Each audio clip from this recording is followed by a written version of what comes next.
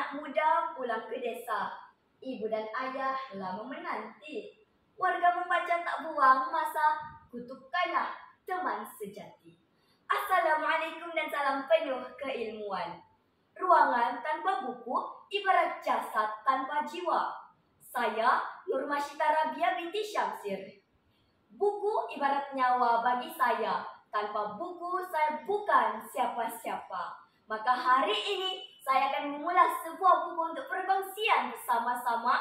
Dan buku yang akan saya ulas ini adalah buku yang paling saya gemari.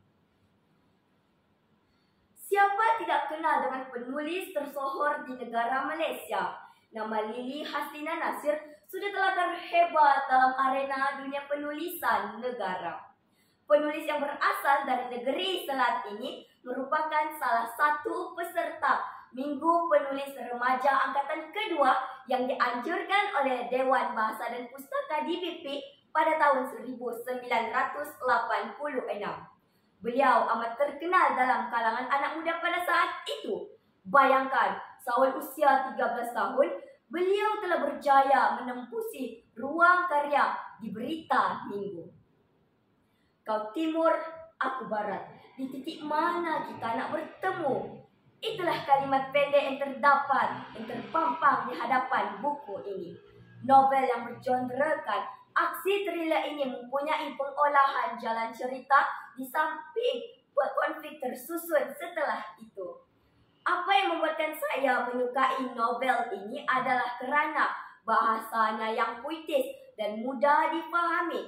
Di samping penggunaan sudut pandangan orang pertama membawa pembaca lebih mendalami pemikiran dan karakter watak tersebut. Bagi saya, penulis merupakan seorang yang adil kerana beliau tidak membuat para pembaca menghakimi setiap daripada mereka, iaitu watak-watak yang diciptanya. Ceritanya yang penuh putar belik membuatkan saya tidak ingin meninggalkan novel ini walau seminit.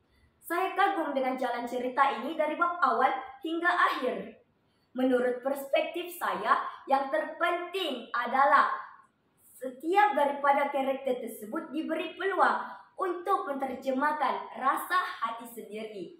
Contohnya, Datin Naila, isteri kepada Datuk Adnan, penguasa sekaligus pemimpin bagi Sorga Nefertiti.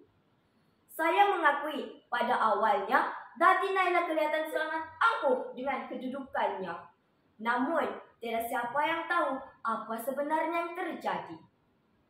Datin Naila sebenarnya hanyalah kambing hitam Datuk Adnan demi memperlihatkan kepada rakyat bahwa dia merupakan seorang suami yang setia kepada isterinya. Menurut pandangan saya, Datin Naila merupakan sosok wanita yang kuat kerana beliau mengharungi segala pancaroba untuk walaupun memperjudikan nasib sendiri demi melihat anak dan bekas suaminya bebas daripada neraka Nefertiti. Saat saya membaca buku ini, emosi saya terombang-ambing kerana sekejap bahagia, sekejap marah, sekejap sedih. Tambahan pula, sepanjang membaca novel ini, saya memperoleh banyak iktibar. Antara yang pertama adalah saat menjadi seorang pemimpin, saya mestilah menjadi seorang pemimpin yang adil dan tidak mementingkan kehidupan sendiri. Misalnya, maka seperti sekarang, saya merupakan seorang ketua pengawas. Maka dengan itu, saya tidak boleh menggunakan kuasa dan kepercayaan yang diberikan oleh guru sesuka hati.